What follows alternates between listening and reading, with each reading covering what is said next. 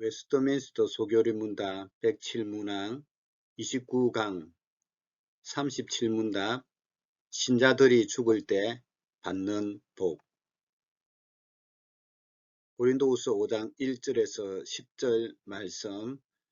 죽고 난 뒤에 우리의 육체가 어떻게 바뀌는지 그 내용인데 다 읽지는 않겠습니다. 빨간 글씨를 중심으로 읽겠습니다. 만일 땅에 있는 우리의 장막집이 무너지면 하나님께서 지으신 집 곧 손으로 지은 것이 아니요 하늘에 있는 영원한 집이 우리에게 있는 줄 아느니라. 참으로 우리가 여기 있어 탄식하며 하늘로부터 오는 우리 처소로 있기를 간절히 사모하노라. 곧 이것을 우리에게 이루게 하시고 보증으로 성령을 우리에게 주신 이는 하나님이시니라. 8절 우리가 담대하여 원하는 바는 차라리 몸을 떠나 주와 함께 있는 그것이라. 9절 그런즉 우리는 몸으로 있든지 떠나든지 주를 기쁘시게 하는 자가 되기를 힘쓰노라. 요한복음 8장 51절 오늘은 죽음과 관련된 신자들이 죽을 때 받는 복과 관련된 말씀을 먼저 읽으면서 공부를 하겠습니다. 진실로 진실로 너희에게 이르노니 사람이 내 말을 지키면 영원히 죽음을 보지 아니하리라. 계시록 14장 13절 내가 들으니 하늘에서 음성이 나서 이르되 기록하라. 지금 이후로 주 안에서 죽는 자들은 복이 있도다 하시매 성령이 이르시되 그러하다. 그들이 수고를 거치고 쉬리니 이는 그들의 행한 일이 따름이라 하시더라. 이 세상에서 가장 큰 복은 무엇이라고 생각하십니까? 예수님을 믿는 일이죠. 예수님을 믿어 구원받는 일입니다. 이 구원은 예배소서 1장 3절에서 14절 말씀을 보면 이 구원의 크기, 우리에게 주신 구원의 이 크기는 삼위일체 하나님의 합작품이지요. 성부 하나님, 성자 하나님, 성령 하나님께서 함께 동력하심으로 우리에게 구원의 은혜를 주셨습니다. 죄 용서받아 칭의를 얻고 하나님의 아들도 입양되어 양자의 특권을 받죠. 이 세상에 살면서 받는 복은 하나님의 사랑을 확신하는 일입니다. 하나님의 사랑을 받아 구원받았다는 것보다 더 큰 복은 없습니다. 에베소 1장 3절에서 14절 말씀 빨간 글씨를 중심으로 읽겠습니다. 사도 바울은 구원받은 것을 찬송하리로다 라고 고백합니다. 그 구원받은 것은 하늘에 속한 모든 신령한 복을 우리가 받게 되는 거죠. 구원은 창세전에 그리스도 안에서 우리를 택하셨지요. 그리고 우리는 그리스도 안에서 그의 은혜의 풍성함을 따라 그의 피로 말미암아 속량 곧 제사함을 받았습니다. 13절 너희도 진리의 말씀 곧 너희의 구원의 복음을 듣고 그 안에서 또한 믿어 약속의 성령으로 인치심을 받았다. 성부 하나님께서 창세전에 우리를 예정하시고 예수 그리스도의 그 은혜의 풍성함을 따라 십자가에서 죄 용서받고 성령께서 우리가 믿을 때 우리로 하여금 인쳐주시는 그런 복으로 인하여 우리는 구원받은 하나님의 자녀가 되었습니다. 세상 사람들이 생각하는 일반적인 복은 뭐라고 생각합니까? 건강한 것, 또 부자가 되는 것, 자기가 원하는 일을 이루면서 출세하는 것, 하는 일마다 행복하고 잘 되는 것이 일반 사람들이 생각하는 복이지요. 육체적이고 눈에 보이는 가시적인 복이지요. 신자가 받는 복은 차원이 다릅니다. 마귀의 자녀가 하나님의 자녀로 바뀌는 관계의 복입니다. 이 땅의 삶이 전부인 줄 알았는데 그것이 아니라 천국으로 이어지는 영원한 삶을 꿈꾸게 됩니다. 가치관의 복이지요.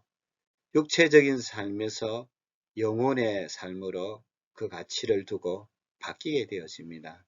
그래서 오늘 하루도 소중하지만 영원한 세계를 바라보고 하루하루 하나님과 관계를 맺었고 시간에 우리가 의미를 부여하고 육체적인 일뿐만 아니라 영혼의 거룩한 일에도 관심을 가지고 살아가게 됩니다. 신자가 살 동안 받는 복 5가지 지난번에 공부했습니다. 하나님의 사랑, 구원의 확신이죠. 확신. 죄 용서로 인한 평화, 평안입니다.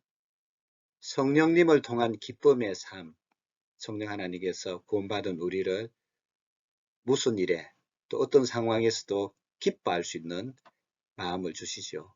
그리고 예수 그리스도 안에서 죽는 날까지 계속해서 성장하는 기쁨을 우리에게 주십니다. 은혜 속에 자라가는 거죠. 보호, 끝까지 인내로 완주할 때까지 하나님께서 우리를 보호하십니다. 그것이 영혼의 복이라는 겁니다. 신자들이 죽을 때 받는 복이 뭔가? 37문입니다. 신자가 죽을 때 그리스도에게 받는 유익은 무엇입니까? 답입니다. 신자가 죽을 때 영혼은 완전히 거룩하게 되어 즉시 영광죽에 들어가며 몸은 계속 그리스도와 연합되어 부활 때까지 무덤 속에서 쉬게 됩니다. 구원의 시간표를 4가지로 나누어 보며 already, 이미, not yet, 아직, now and here, 지금 여기, eternal present. already라는 것은 하나님께서 우리에게 이미 주신 구원의 은혜지요. 사실 영적인 우리 은혜를 생각하면 예수님 보좌와 함께 안침받되는 이미 천국에 우리의 영적인 신분이 거기에 가 있게 되어지죠. 이미 주어진 구원의 은혜가 있습니다. 그러나 not yet, 아직 우리가 육신적으로 경험적으로 그 구원의 은혜를 충분히 못 누리고 있습니다. 아직은 아니지요. 그러나 now and here, 지금 여기 우리는 구원의 감격을 조금씩 누리고 예수님과 동행하며 예수님이 베푸신 영적 축복을 누리고 있지요. 그래서 영원한 현재, 지금 누리는 이 구원의 기쁨을 누려가는 지금이 계속해서 그런 삶이 이어지다 보면 그 현재가 영원으로 이어지게 됩니다. 하나님께서 이 예비하신 구원은 과거, 현재, 미래, 영혼까지 이어집니다. 이것이 이제 한 덩어리로 우리가 생각하면서 경험되어지고 또 누려야 할 시간표입니다.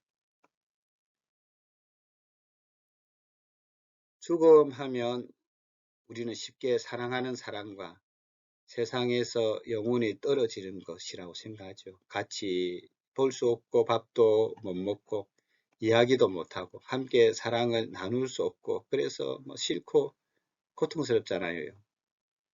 그래서 일반적인 죽음에 대한 느낌은 슬프고 아프고 또 두려움을 갖죠.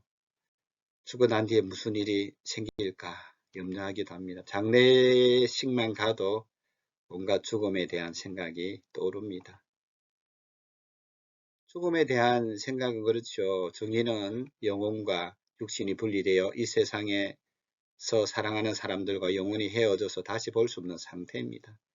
근신적인 생각을 가지면 떨어진다는 생각이 슬퍼요. 죽은 후 그 영혼은 몸은 어떻게 되는지를 생각하지 않습니다. 죽음에 대한 생각이 부족해요.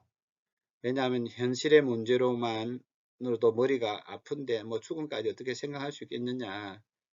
또 타락으로 인해 영적으로 어두워져서 죽음에 대한 생각을 안 하려고 합니다. 죽음 이후에 영혼은 볼 수도 없고 그 문제에 대해 깊이 생각할 필요도 느끼지 않습니다. 그러나 성경은 죽음 이후의 삶에 대해 분명히 가르쳐주고 죽음 이후에 우리가 어떻게 될지, 죽음 이후에 우리가 누리게 될 복이 무엇인가를 가르쳐주고 있어요. 따라서 우리는 죽음에 대해서 선명한 이해가 필요합니다. 공자는 죽음에 대해서 이런 생각했지요. 공자하면 동량의 현자하고 지혜자 아닙니까? 유교의 창시자고 인간 도리에 대한 가르침을 주었습니다. 특별히 인이 예지신 해서 친구와 부모님과 임금과의 관계가 어떻게 해야 인간으로서 바른 도리를 가지며 살아가는가에 대한 그런 아주 훌륭한 가르침을 우리에게 주었습니다. 하루는 공자의 제자가 질문을 하죠. 공자님, 죽고 난 뒤에 무슨 일이 있겠습니다. 그때 공자의 솔직한 답변이 무엇입니까? 오늘의 일도 내가 다 모르는데 어떻게 죽고 난 뒤의 일을 알겠느냐라고 답변을 했다고 합니다. 아무리 현자이지만 자신의 인생에 죽음 이후에 무슨 일이 날지는 알지 못했죠.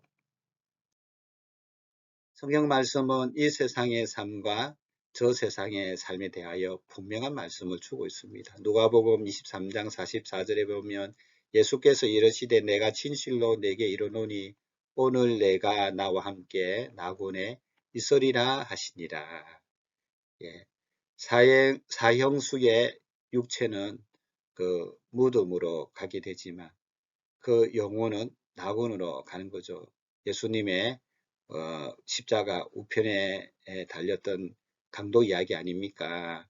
그래서 예수님께서 네가 이 죽음 직전에 나를 믿으니 나와 함께 낙원에 있을 것이라 라고 말씀을 주셨습니다.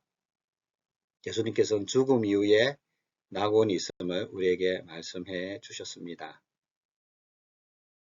이 세상에서 인간은요, 몸과 영혼을 함께 가지고 있지요. 그러나 죄로 인해 불완전한 상태입니다. 잘못된 행동을 하지요. 몸을 사용해서 잘못된 생각을 합니다. 나쁜 감정을 가지기도 하지요. 영혼을 사용하지요. 오염된 지성과 감정을 드러내기도 합니다. 몸을 통해서. 또 잘못된 판단과 사고, 계획을 갖고 또 그것을 실행하기도 합니다. 영혼과 몸을 사용해서 이런 일들을 행하지요. 그러나 예수님 뵈림 시 우리는 어떻게 될까요? 몸과 영혼은 부활하신 예수님처럼 몸도 변화됩니다. 죄를 지을 수 없는 상태, 죽음, 고통, 아픔, 슬픔이 없는 완전한 상태로 영원한 새하늘과 새 땅에 들어가게 됩니다. 성경에서 말하는 죽음은 몸은 땅에서 흙으로 분해되어 남아 있죠. 부활 때까지 무덤에서 쉬게 됩니다.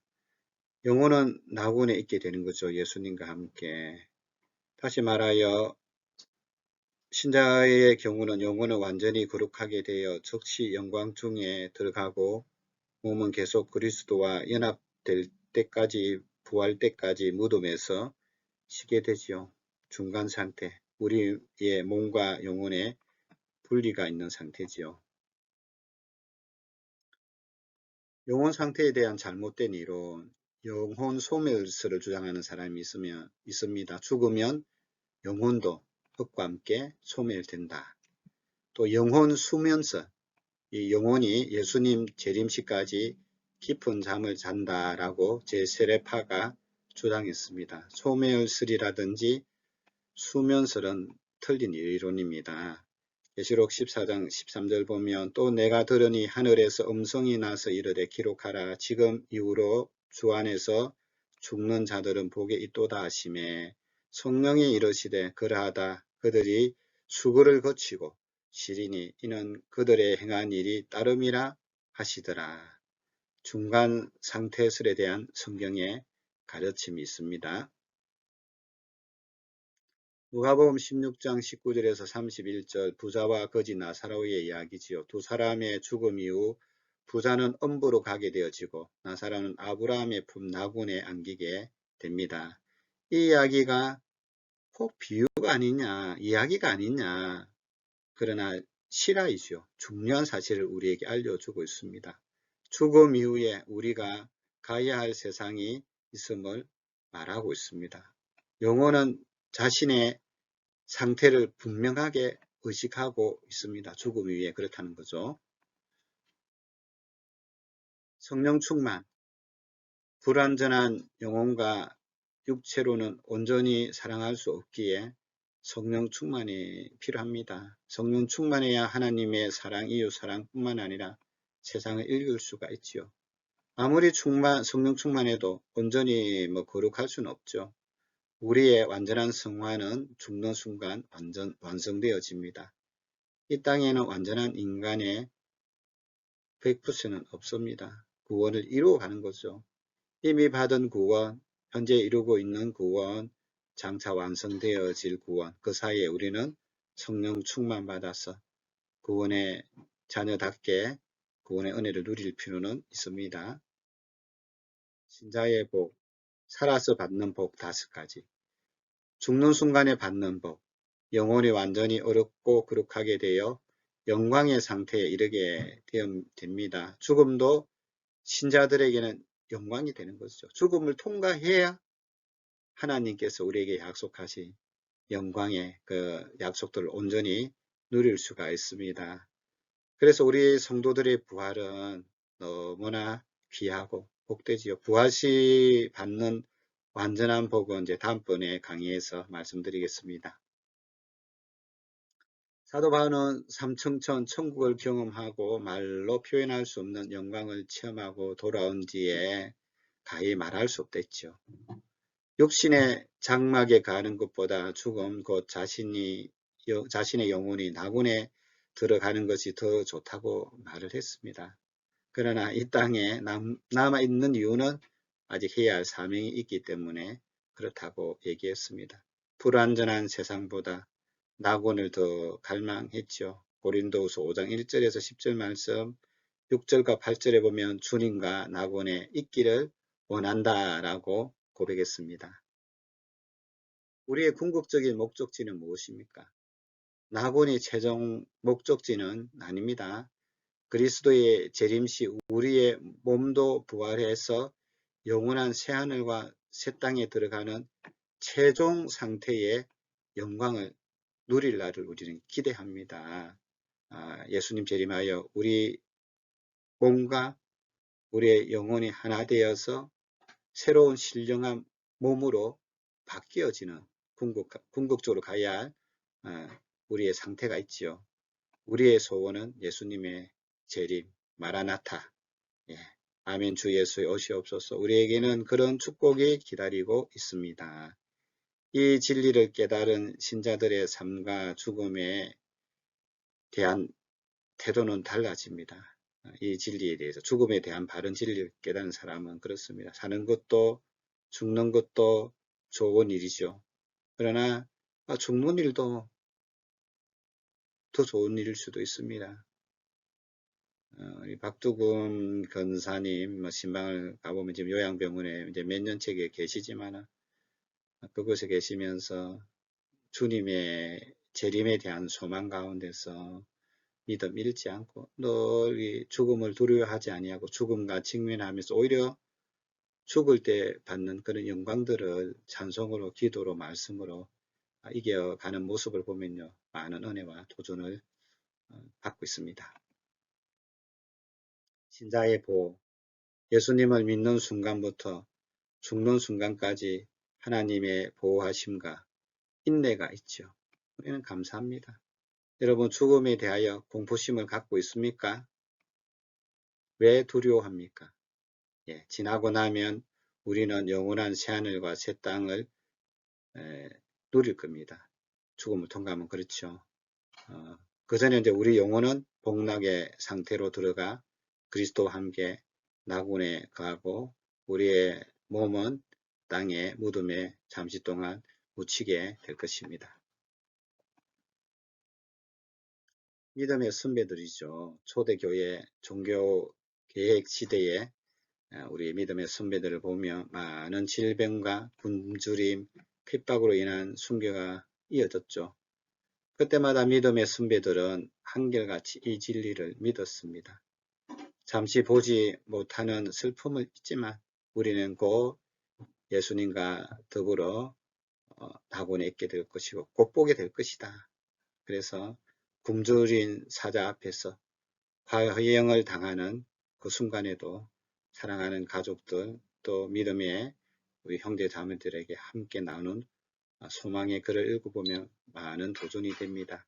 사랑하는 가족, 친구, 믿음의 형제 자매들이 주님의 품에 안식하며 사랑과 복락과 은총 가운데 있을 것을 믿었기에 죽음의 위협에도 굴하지 않고 신앙을 꿋꿋하게 지킬 수가 있었습니다. 죽음 이후에 분명한 신앙이 필요하죠. 죽음 이후 영원한 세상에 대한 확고한 믿음이 있었기에 이 세상에서의 고난, 고통, 심지어 죽음도 두려워하지 하지 않는 채 자신의 신앙을 생명보다 더 소중하게 지켰습니다. 죽음의 경계선을 넘는 믿음, 죽음의 의미와 죽음 이후에 대한 확실한 믿음이 있을 때 죽음의 경계선을 넘어서는 믿음을 가질 수가 있습니다. 신자들의 죽음 앞에서 찬양하는 기독교 장래에 가는 찬송가가 606장에서 610장에 들어 있습니다. 이 찬송 다 부르면 얼마나 천국 소망에 가나요? 죽음 이후에 우리의 모습이 얼마나 당당한지에 대한 감사와 영광의 찬송이 기록되어 있습니다. 신자들이 죽을 때 받는 복이 무엇입니까?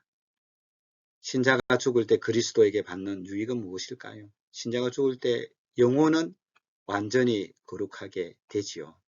그리고 즉시 영광 중에 들어갑니다. 낙원으로 갑니다. 몸은 계속 그리스도와의 연합되어 부활 때까지 무덤 속에서 쉬게 됩니다.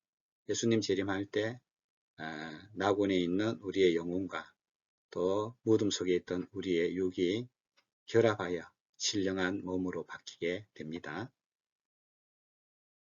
찬송 이거 다 부르고 싶은데 저 하늘에는 눈물이 없고 해보다 더 밝은 저 천국, 우리가 그런 소망 가운데 찬송 부르며 살아갑시다. 29강 신자들이 죽을 때 받는 복에 대한 질문이에요. 1번 신자들은 죽을 때 어떠한 복을 받게 됩니까? 2번 죽음은 무엇입니까? 3번 낙원은 무엇이에요? 죽음 이후 인간의 영혼의 상태에 대한 여러 견해들을 비교해 보십시오. 4번 이 세상에서와 죽음 이후에 신자는 어떻게 다를까요? 5번 신자들이 죽을 때 받는 복이 주는 유익과 위로는 무엇입니까? 6번 소교리 문답 37문항을 묵상하고 암송한 후 서로 점검합시다. 여러분 죽음을 여러분 어떻게 생각하고 있습니까? 죽음은 우리의 마지막 영광으로 가는 그런 문이죠. 통과해야 할 문입니다. 따라서 죽음 이후에 누리는 우리 신자들의 복을 그 영광을 생각하시면서 어떤 죽음에 직면할 때 우리가 감사하고 오히려 죽음을 환영하고 죽음을 통과하여 기꺼이 예수님께 나아가는 그런 신앙과 은혜가 함께하기를 주의 이름으로 축복합니다.